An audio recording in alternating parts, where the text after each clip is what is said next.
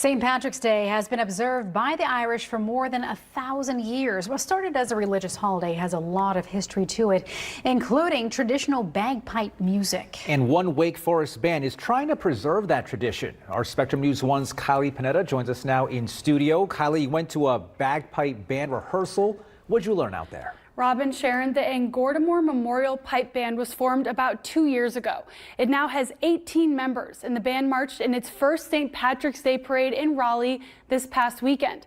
But beyond playing music associated with Ireland, they hope to remember those who fled the country during the Great Potato Famine in 1845.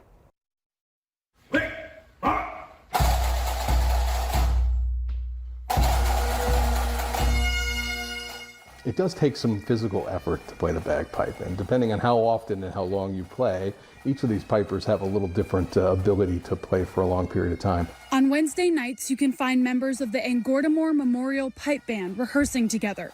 You know, one, it's community. I mean, it's wonderful to get together with a bunch of folks on a regular basis and do something you love. We also have music. You get to create fantastic music. I mean, the bagpipe is capable of so much more than just the marches you hear play down the street. Dennis O'Brien helped start the band. I play both the pipes and the drums. In this band, I play the lead snare. When thinking of what to name the group, he landed on a Gaelic phrase. And Gorta Mor, the Great Hunger, we're memorializing and trying to remember, the million people who died and the 2 million that were forced to leave Ireland during that period of their history. The group's mission as a nonprofit is closely tied to that history. In lieu of dues, everyone tries to bring a non-perishable food item to practice. We collect that and donate that monthly to a local food pantry, as well as we're donating a percentage of our income to local food ministries.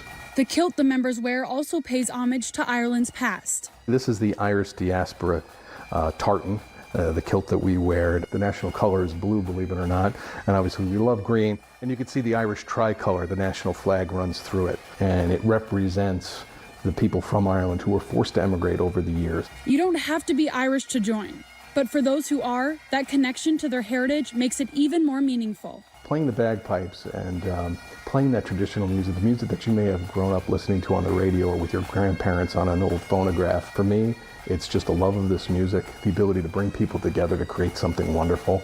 And on top of that, for us to have a mission where we can actually help the community, it's a win-win-win. Sharon, I played in the orchestra, not a bagpipe band like they did, but I imagine it's even more difficult because I was sitting there playing. They got to walk and move as they play. Exactly, and I love the sound. It's just such a unique sound. Yeah, and I'm actually told it's not as hard as people think it is to play.